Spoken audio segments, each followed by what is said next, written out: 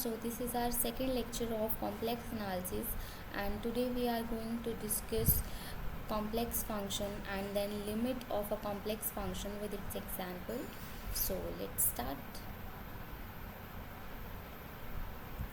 Complex function के लिए हम पहले कोई कॉम्प्लेक्स वेरिएबल कंसीडर कर लेते हैं, से z। इसकी वैल्यू है x प्लस आयोटा y। यहाँ पर जो x है इसका रियल पार्ट है एंड y इसका इमेजनरी पार्ट है। इतना तो हम सबको पता है कॉम्प्लेक्स नंबर के बारे में अभी तक।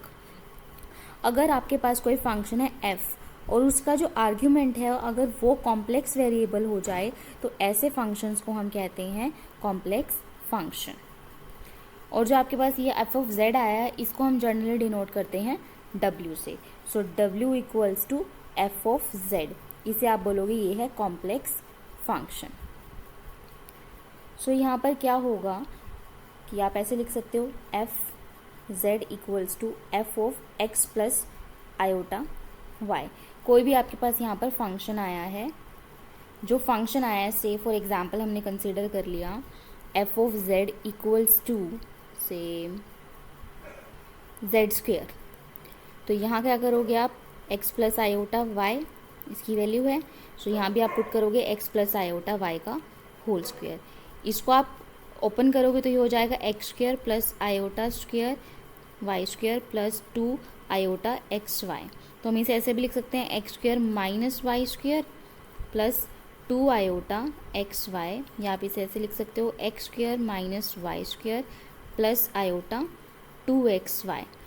ये जो आपके पास इसका रियल पार्ट है फंक्शन लगाने के बाद जो वैल्यू आई है इसका जो रियल पार्ट है हम इसको डिनोट करते हैं u से, और इसका जो इमेजनरी पार्ट है इसको डिनोट करते हैं v से। दैट मीन्स आप इसको लिखोगे u plus iota v।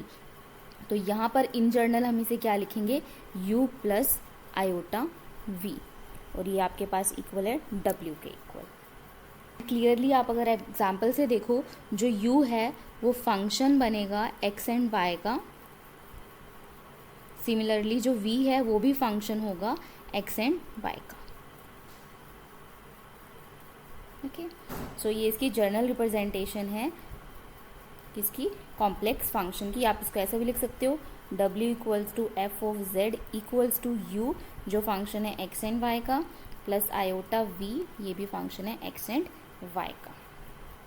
Okay, अब हम डिस्कस करते हैं कि ग्राफिकल रिप्रेजेंटेशन कैसे करेंगे हम इन कॉम्प्लेक्स नंबर की।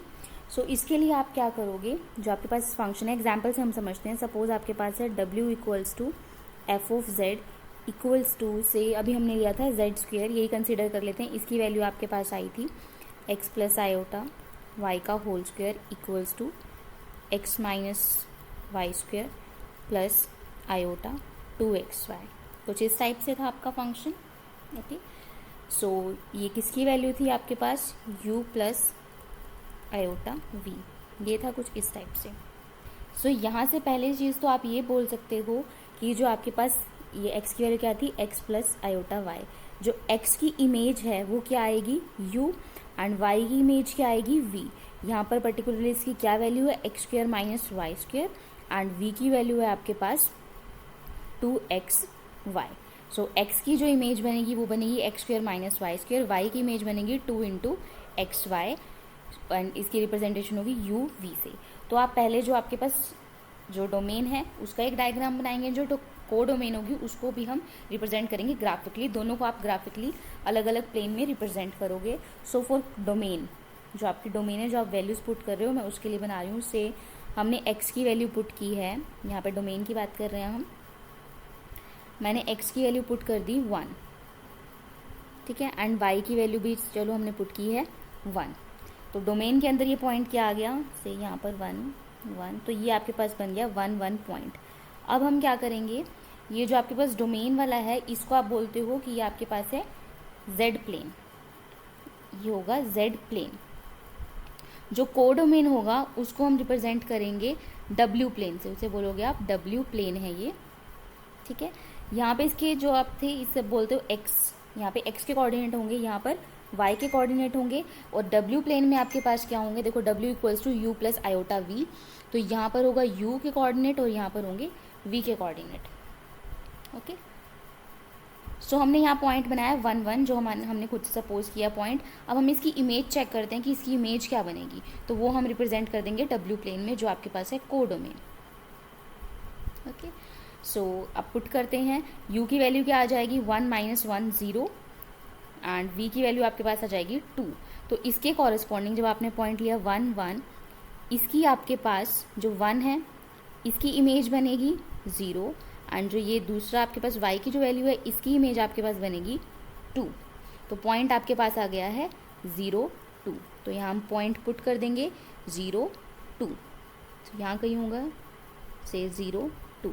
दैट मीन्स ये जो पॉइंट था आपके पास 1 1, इसकी इमेज क्या बनी है 0 2 जब हमने फंक्शन अप्लाई किया है f फंक्शन। सिमिलरली हम कोई और पॉइंट ले सकते हैं, उसकी इमेज भी हम यहाँ कोडोमेन में फाइंड करेंगे।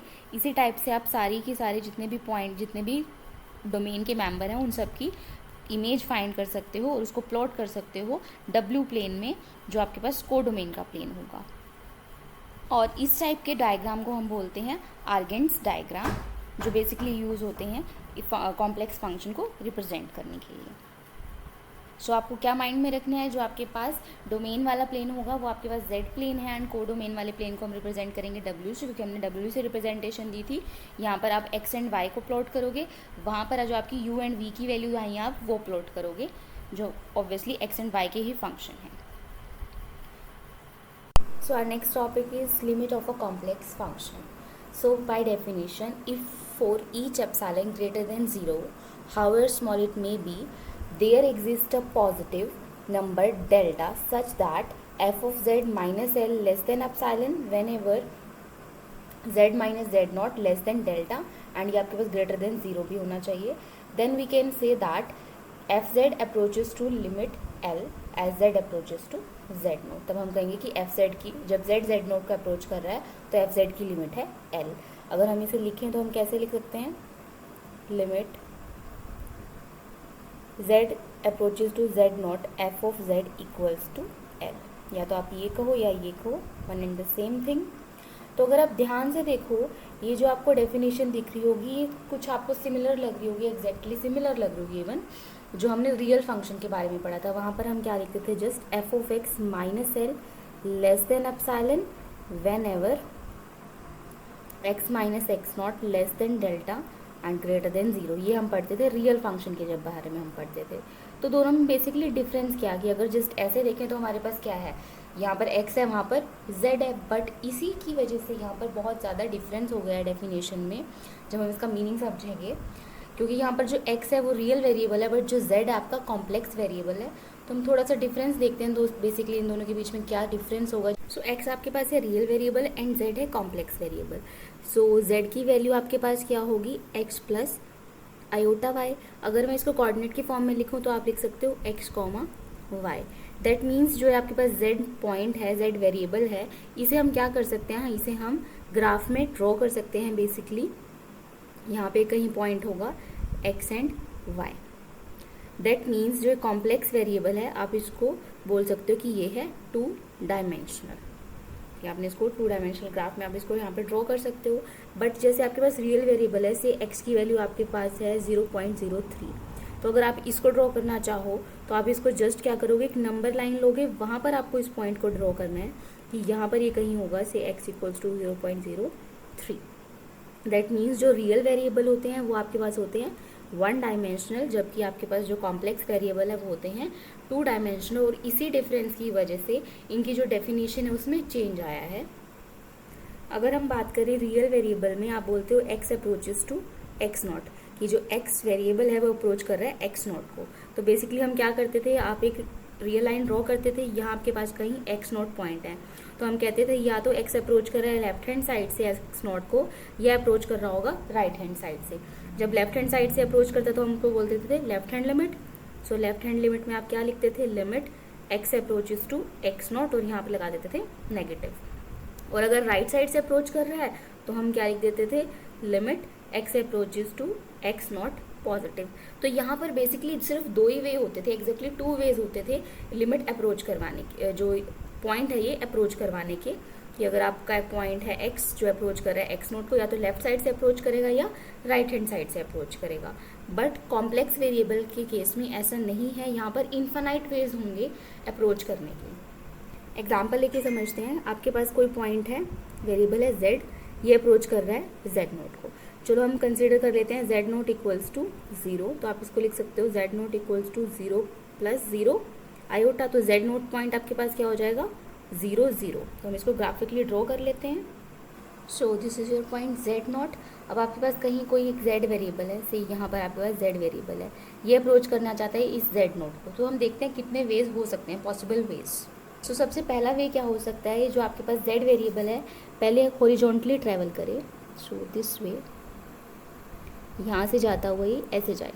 दैट मीन्स सो पहले क्या करेंगे, ये z वेरिएबल है, हॉरिजॉन्टली ट्रैवल करेगा। हॉरिजॉन्टली ट्रैवल करने का मतलब देखो क्या है, पहले यहाँ कहीं होगा ये पॉइंट, धीरे धीरे धीरे धीरे करके ये जा रहा है ऐसे। अगर यहाँ हम पहुँच गए, मतलब हम क्या कर रहे हैं धीरे धीरे, बेसिकली हम जो x है उसको 0 बना रहे हैं। तो आप क्या लिखोगे, फर्स्ट जो केस है उसमें क्या होगा, लिमिट आप क्या कर रहे हो, x को आपने पहले 0 बनाया धीरे धीरे करके, x जो है वो 0 को अप्रोच कर रहा है। उसके बाद हम क्या करेंगे, हम y एक्सिस से ट्रैवल होते हुए, ये आपके पास है, यहाँ जाओगे दिस वे, जाते जाते आप यहाँ पहुँच जाओगे इस पॉइंट पे। दैट मीन्स अब आपने क्या किया है, इस वे में जा रहे हो, तो यहाँ क्या करते जा रहे हो आप, धीरे धीरे जाते हुए अब y को 0 बना रहे हो। तो पहला वे आपके पास क्या हो गया कि पहले आपने 0 x को 0 अप्रोच करवाया, देन y को 0 अप्रोच करवाया। तो ये हमारा सबसे पहला वे है इसका, लिमिट z अप्रोचेस टू 0 का, या फिर 0 0 आप ऐसे लिख सकते हो, 0 लिख देते हैं। z अप्रोचेस टू 0 को अप्रोच कराने का सबसे पहला आपके पास ये वे हो गया, ये एक पाथ हो गया, इसे हम एक पाथ बोलेंगे। सबसे पहला पाथ ये हो सकता है। नेक्स्ट आपके पास हो सकता है कि ये वेरिएबल पहले यहाँ से हॉरिजॉन्टल जाए, सॉरी वर्टिकली जाए, वर्टिकली जा रहे हैं हम, इस वे में जा रहे हैं। तो अब हम क्या कर रहे हैं, यहाँ पर हम कर रहे हैं y को धीरे धीरे 0 बना रहे हैं। तो यहाँ पे आप लिखोगे y अप्रोचेस टू 0। तो आपका ये वेरिएबल यहाँ पहुँच गया, बट आपको जाना कहाँ है, इस पॉइंट पे। तो अब हम क्या करेंगे, x एक्सिस के अलॉन्ग ट्रैवल करेंगे। सो आप यहाँ से जाते हुए ऐसे ऐसे जाओगे। अब आप क्या कर रहे हो, x को आप 0 बना रहे हो धीरे धीरे, तो x अप्रोचेस टू 0। तो ये आपका हो गया सेकेंड वे। तो जो फर्स्ट वे थे ना, इसको हम बोलते हैं जनरली अलॉन्ग y एक्सिस, और ये जो सेकेंड वे था इसको हम बोलते हैं अलॉन्ग x एक्सिस। और क्या वे हो सकते हैं, हो सकता है ये पॉइंट डायरेक्ट यहाँ से ट्रैवल होता हुआ गया हो, दिस वे, ऐसे करके भी अप्रोच कर सकता है, मतलब स्ट्रेट लाइन। तो स्ट्रेट लाइन की जर्नल आपके पास क्या होती है notation, y equals to mx। So हो सकता है इसने किसके अलॉन्ग गया हो, ये थर्ड वे क्या हो गया, लिमिट, यहाँ पे आप क्या लिखोगे, y approaches to mx, m की जो वैल्यू होगी उसके अकॉर्डिंग। सो ये आपके पास होगी थर्ड वे। बट यहाँ m की बहुत सारी वैल्यूज़ हो सकती हैं, उस m की वैल्यू पे डिपेंड होगा। मतलब ये बेसिकली हमने बोला है अलॉन्ग स्ट्रेट लाइन की, अगर हम बात करें अलॉन्ग स्ट्रेट लाइन। और क्या हो सकता है आपका पॉइंट इस वे से गया हो, दिस है ना, या यहाँ से दिस वे, और दिस वे, दिस वे, है ना। तो बेसिकली आप क्या बोल सकते हो, y equals to x square के along, y equals to x cube के अलॉन्ग। सो अनदर वे क्या हो सकता है, y एक्स स्क्वेयर के अलॉन्ग, y एक्स क्यूब के अलॉन्ग। इस टाइप से आपके पास डिफरेंट पाथ होंगे, मतलब इन्फाइनाइट पाथ है आपके पास, जरूरी नहीं है इसी वे से जाना है। एक और वे हो सकता है, देखो बहुत सारे वेज हो सकते हैं, मैं आपको जस्ट बता रही हूँ। एक हो सकता है कि ऐसे स्पाइरल के फॉर्म में गया हो, ठीक है। तो कहने का बेसिकली मतलब क्या है, यहाँ पर इन्फानाइट वेज है, इन्फानाइट नंबर ऑफ कर्व यहाँ पर बना सकते हो आप। तो उसके according he infinite number of ways हैं कि जो z है आपको अप्रोच करेगा z नोट को। But in case of real variable सिर्फ हमारे पास 2 ही वे होते थे, तो लेफ्ट हैंड साइड से अप्रोच करेगा या राइट हैंड साइड से अप्रोच करेगा। बट यहाँ पर इन्फानाइट वेज हैं फॉर अप्रोचिंग। सो ये डिफरेंस बेसिकली क्यों हुआ है, क्योंकि रियल वेरिएबल है 1 डायमेंशनल, जबकि आपके पास है 2 डायमेंशनल। वन मोर थिंग, जब आप लिखते हो x approaches to x not, या फिर आप ये कहते हो x minus X not less than delta, तो यहाँ से आपके पास क्या आ जाता है, x माइनस एक्स नॉट, यहाँ पर डेल्टा एंड इधर माइनस डेल्टा। तो यहाँ से जो x की वैल्यू वो क्या हो जाती है, x not plus delta and x not minus delta के बीच में। तो हम क्या करते थे, यहाँ पर हम एक रियल लाइन ड्रॉ करते थे और हमने यहाँ कहीं पॉइंट लिया, ये आपके पास x नॉट पॉइंट है। उसके बाद आप क्या करते थे, डेल्टा डिस्टेंस लेके यहाँ पर हम एक इंटरवल कट करते थे कि ये जो आपके पास डिस्टेंस है ये है डेल्टा, तो ये पॉइंट हो जाएगा x नॉट प्लस डेल्टा और ये हो जाएगा x नॉट माइनस डेल्टा। और इसको आप नेबरहुड भी कहते थे कि ये x नॉट का नेबरहुड है, ये पूरा का पूरा जो आपके पास एरिया है x नॉट का नेबरहुड दिस है ना, ये जो इंटरवल हमने बनाया है। बट अगर हम यहाँ से x नॉट पॉइंट हटा देते थे तो उसको बोलते थे हम डिलीटेड नेबरहुड। आपके पास x नॉट माइनस 10 ये आपके पास होता था नेबरहुड है ना ऑफ x नॉट। बट अगर आप यहाँ से रिमूव कर दो x नॉट तो हम इसे बोलते थे डिलीटेड नेबरहुड।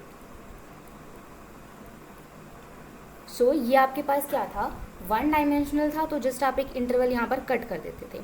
बट अगर हम रियल कॉम्प्लेक्स वेरिएबल के केस में देखें तो वहाँ आप देखो क्या करोगे, अगर हमारे पास है z approaches to z not तो उसको क्या बोलोगे, z minus Z not less than delta. तो वहाँ से भी यही आएगा कि z की value z not plus delta and z not minus delta के बीच में आ जाएगी।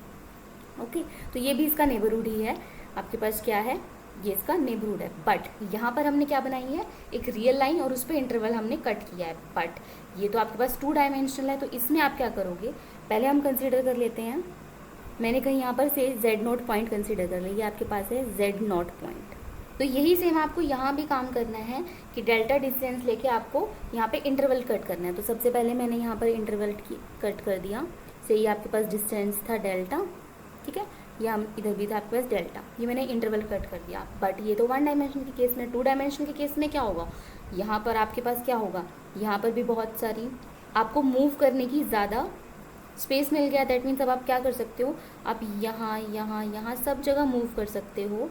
ये भी आपके पास मूव करने का एरिया हो गया है, ये सारा जो एरिया है यहाँ आप मूव कर सकते हो। दैट मीन्स आपको क्या करना पड़ेगा, अब z नॉट से जितनी भी लाइन पास हो रही हैं उन सबको आपको सेम इंटरवल पर कट करना होगा। 1 डायमेंशन में तो सिर्फ आपके पास एक ही लाइन थी जो z नॉट से पास हो रही थी x नॉट से, बट इसके केस में क्या होगा, z नॉट के में से पॉइंट में से जितनी भी लाइन पास करेंगी आपको हर एक पे उतना ही इंटरवल कट करना पड़ेगा। सो हम z नॉट से लाइन पास करवाते हैं और उनको हर इंटरवल पे कट करते हैं। सो यहाँ पे मैंने कुछ लाइन ले ली हैं, सारी लाइन हम ड्रॉ नहीं कर सकते, कुछ लाइन मैंने कंसीडर कर ली हैं जो इस पॉइंट से पास कर रही हैं। अब क्या करोगे, हर एक पे आप सेम इंटरवल कट करोगे। सो यहाँ भी कट होगा, हर एक लाइन पे आप सेम इंटरवल जस्ट कट करोगे, है ना, दोनों तरफ से। सो ये मैंने कट किया कुछ पॉइंट, हर एक सेम इंटरवल, लेंथ कितनी कट कर रही हूँ मैं, डेल्टा।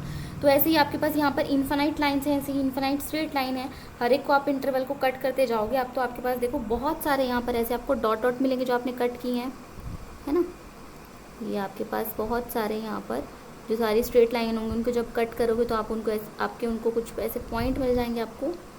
उन सबको अगर आप ज्वाइन करो बेसिकली तो आपके पास क्या हो जाएगा, आपको एक सर्कल मिल जाएगा, है ना। उन सारे पॉइंट्स को आप ज्वाइन करोगे तो आपको एक सर्कल मिल जाएगा z नॉट को सेंटर मान के। z नोट को सेंटर मान के यानी डिस्टेंस कितना था हमारे पास, delta. That means z naught को सेंटर मानकर एंड डेल्टा को रेडियस मानकर आपको एक सर्कल मिला है। सो अगर आपके पास अब यहाँ पर कॉम्प्लेक्स वेरिएबल में अगर ये गिवन है z minus Z note less than delta, that means आपको क्या बोलोगे आप, ये क्या है, सर्कल है, ये circle with centre at z not and radius कितना होगा, डेल्टा। जबकि हमारे पास जब हम रियल वेरिएबल में काम करते थे तो ये आपके पास क्या होता था, इंटरवल होता था, ठीक है। यहाँ पर ये आपके पास क्या बन गया, सेंटर। तो जब भी आप सर्कल, तो जब भी आपके पास इस टाइम की टर्म लिखी होगी कॉम्प्लेक्स फंक्शन के केस में या कॉम्प्लेक्स वेरिएबल के टर्म्स में, तो उसे हम क्या बोलेंगे कि वो एक सर्कल है with centre z not and radius delta. This is the main difference between their definition कि यहाँ पर हम इंटरवल के बारे में बात करते थे, यहाँ आपके पास पूरा का पूरा एक सर्कल होगा और यहाँ पर आपके पास क्या होगा, उसके बाद क्या आता था, f of x minus L less than epsilon. तो फिर से आप इंटरवल बनाते थे और सेम वही चीज़ बोलोगे कि यहाँ पे f ऑफ x है वो उसकी वैल्यू क्या होगी, l plus epsilon and l minus epsilon के बीच में होगी। तो इंटरवल आप फिर से वही कट कर दोगे l को सेंटर मान के, ये आपने बना दिया है यहाँ पर एल है, L plus epsilon and L minus epsilon. और इस केस में आप क्या करोगे, इस केस में आपको मिलेगा F of Z minus L less than epsilon. तो यहाँ इस टर्म का मतलब क्या है कि ये आपके पास सर्कल है with centre at L and radius कितना होगा, epsilon. And in both cases आपके पास ये टर्म होगी x minus X not less than delta and greater than zero. Greater than zero का मतलब क्या होगा कि जो x है, हम बोलेंगे बेसिकली जो x है वो x नॉट से, जो x है वो कभी भी इक्वल नहीं हो सकता x नॉट के। दैट मीन्स जो हमने यहाँ पर नेबरहुड की बात की है उसमें आप जो आपके पास x नॉट है उसको रिमूव कर दोगे, दैट मीन्स डिलेटेड नेबरहुड की हम बात कर रहे हैं। सेम केस यहाँ पर होगा, आपके पास होगा z minus Z not less than delta and ये ग्रेटर देन ज़ीरो। फिर से वही होगा कि z कभी भी z नॉट के इक्वल नहीं हो सकता, मतलब आपको z नॉट पॉइंट कंसिडर नहीं करना है, वो उसके इक्वल नहीं हमको लेना है। सो हम अपनी डेफिनेशन देखते हैं कि अब डेफिनेशन हमारी क्या कह रही थी। Of limit of a complex function for each epsilon greater than zero however small it may be there exists a positive number delta such that ये कंडीशन आपकी होल्ड करे। तो अब इस कंडीशन का मतलब क्या है कि आपको एक सर्कल बनाना है जिसका सेंटर होगा z नोट एंड रेडियस होगा डेल्टा। और इस कंडीशन का मतलब क्या, आपको सेंटर लेना है l एंड रेडियस लेना है एप्सिलॉन, उसके कॉरस्पॉन्डिंग आपको एक सर्कल बनाना है। तो आपके पास दो प्लेन होंगे, first one is z plane, z plane बनेगा आपका इस इक्वेशन के corresponding, and next one is w plane, वो आपका बनेगा सेकंड कंडीशन के कॉरस्पॉन्डिंग, है ना, जो आपके पास बाद में कंडीशन आई है। So this is your z plane and this is your w plane. यहाँ पे आपको क्या करना है, z नोट को सेंटर मानकर एक सर्कल ड्रॉ करना है जिसका रेडियस होगा लैम्डा। सो ये आपके पास z नॉट है and this one is lambda. दूसरी कंडीशन से आपके पास क्या आएगा, आपको एक सर्कल ड्रॉ करना है, okay, with centre at L and radius with epsilon. Okay, तो ये आपका आएगा डब्ल्यू प्लेन में, क्योंकि ये आपके पास इमेज आ रही है, जेड जो आपके पास पॉइंट है उसकी इमेज यहाँ पर आ रही है आपके पास। सो डोमेन एंड को डोमेन के आपके पास दो प्लेन बन गए हैं। सो नाउ हमने सर्कल ड्रॉ कर ली। उसके बाद जो हमारी कंडीशन है वो क्या कह रही थी, जो आपके पास कंडीशन है z minus Z not less than delta. इस कंडीशन से आपको क्या पता चला था, जो z वेरिएबल है वो किसके बीच में लाई करेगा, इस सर्कल के बीच में लाई करेगा। तो जब जब ये कंडीशन सेटिस्फाई होगी, व्हेनेवर था ना वर्ड, जब ये कंडीशन होगी, मतलब जब z वेरिएबल इस सर्कल के बीच में होगा तो उसके कॉरस्पॉन्डिंग आपके पास f ऑफ z आएगा। बट क्या कंडीशन होनी चाहिए, जो आपके पास f ऑफ z आया है वहाँ पर f ऑफ z इस जो आपके ने राइट हैंड साइड सर्कल बनाया है वो इसके अंदर होना चाहिए, मतलब f ऑफ z यहाँ होगा। अगर f ऑफ z इस सर्कल से बाहर चला गया, जो आपके पास मतलब ऐसा कोई सर्कल आपको नहीं मिला कि जहाँ पे आप l को सेंटर मान के और एप्सिलॉन को रेडियस मान के एक ऐसा सर्कल नहीं बना पाए जिसमें f ऑफ z कंटेन हो पा रहा है, तब आपकी लिमिट एग्जिस्ट नहीं करेगी। सो बेसिकली क्या कह रही है डेफिनेशन कि जब जब ये कंडीशन सेटिस्फाई होगी, कौन सी कंडीशन की, अगर आपके पास z वेरिएबल है वो इस सर्कल के अंडर है, जो हमारे पास सेंटर जिसका z नोट है, रेडियस डेल्टा है, तो उसके कॉरस्पॉन्डिंग आपको f ऑफ z मिलेगा। और वो f ऑफ z एक ऐसे सर्कल के बीच में आना चाहिए जिस सर्कल का रेडियस हो, रेडियस की वैल्यू वेरी कर सकती है बट उसका जो सेंटर है वो होना चाहिए l, और रेडियस क्या होना चाहिए, पॉजिटिव। ऑब्वियसली एप्सिलॉन आपको लिया है आपने, एप्सिलॉन ग्रेटर देन जीरो, मतलब आपको कोई ना कोई एक वहाँ पे सर्कल मिलना चाहिए जो उसको कंटेन करे। बट अगर ऐसा पॉसिबल नहीं हो पा रहा है तो हम क्या बोलेंगे कि हमारी जो लिमिट है वो एग्जिस्ट नहीं करती। और यही चीज़ आप पढ़ते थे रियल में, तो आप वहाँ पढ़ते थे इंटरवल के बारे में कि उसके कॉरस्पॉन्डिंग आपको एक ऐसा इंटरवल मिलना चाहिए जो उसको कंटेन करे, है ना। सो यहाँ पर कुछ इस टाइप से है। तब आप क्या बोलोगे, f ऑफ z की लिमिट है l, कब, जब z अप्रोच कर रहा है z नोट को। लिखोगे कैसे, limit z approaches to z naught then f of z equals to l, या बोल सकते हो f of z approaches to l when या as z approaches to z naught. So ऐसा कोई ज़रूरी नहीं है कि लिमिट हमेशा एग्जिस्ट करेगी, हो सकता है लिमिट एग्जिस्ट ना करे। Example fifth, verify by definition that, क्या हमें वेरीफाई करना है कि जब z अप्रोच कर रहा है 2 + 3 आयोटा को, तो इस जो आपके पास ये है इसकी जो लिमिट है वो कितनी आ रही है 2 + 11 आयोटा। तो हमें ये प्रूव करना है डेफिनेशन से। सो बाय डेफिनेशन क्या होती थी, for given epsilon greater than 0 there exist delta greater than 0 such that, है ना, पॉजिटिव डेल्टा, क्या कंडीशन होनी चाहिए थी, f of z minus L less than epsilon when ever z minus Z not less than delta से या 0। तो ये आपके पास है, यहाँ पर ये आपके पास f ऑफ z है, ये आपके पास l है and this is your z not. तो यहाँ वैल्यू रख देते हैं हम। अगर हमें क्या प्रूव करना है, हमें f ऑफ z की वैल्यू कितनी है, x plus iota into X plus Y का होल स्क्वायर माइनस l की वैल्यू है 2 + 11 iota less than epsilon whenever, यहाँ इसकी वैल्यू पुट कर देते हैं हम z नॉट की वैल्यू क्या है आपके पास 2 + 3 आयोटा लेस देन डेल्टा। तो हमें ये प्रूव करना है ना, कि जब ये कंडीशन सेटिस्फाई होगी तो ये कंडीशन होनी चाहिए। तो हम क्या करेंगे, ये साइड ये कंसीडर कर लेंगे, ठीक है। हम जब रियल में काम करते थे तब भी हम क्या करते थे, ये कंडीशन हम लेते थे, यहाँ से हम डेल्टा हमारा फाइंड करते थे कि हमें क्या मिलेगा डेल्टा। तो हमें वही करना, हमारा डेल्टा हमें ढूंढना है।